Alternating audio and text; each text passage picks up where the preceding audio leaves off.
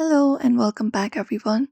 If your messenger notification is not showing and you are wondering how to fix those issues, you may just head over and follow up these steps for that. So, without any delay, let's just dive right in and get started. So, for that, open up the messenger application. And once you open up the messenger application, tap on the menu icon in the bottom right corner and select it.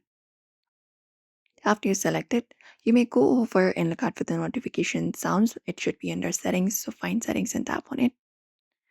And within here, scroll down and look out for the option of notifications and sounds.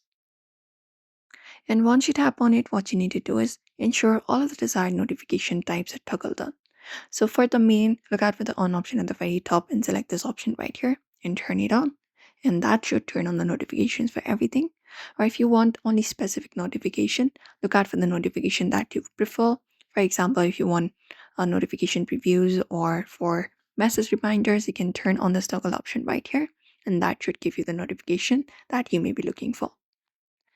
Also, if your notification is not showing in your lock screen, you can just go over and change your lock screen settings for that. Go over and look out for the settings option and tap on it.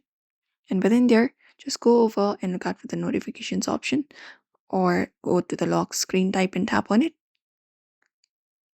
And within there, look out for notifications and tap on it. And turn this option on right here by tapping on the toggle option. And that should allow the notifications even on your lock screen. Also, disable any kind of settings like do not disturb or quiet mode. So you can access your quick settings panels for that. And look out for the do not disturb mode.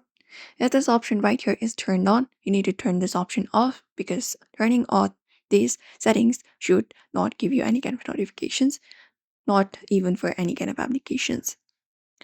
And at last, you can even clear the cache. So hold the Messenger application and go to the info. And within there, you will just go over and scroll down and look out for the storage option and tap on it.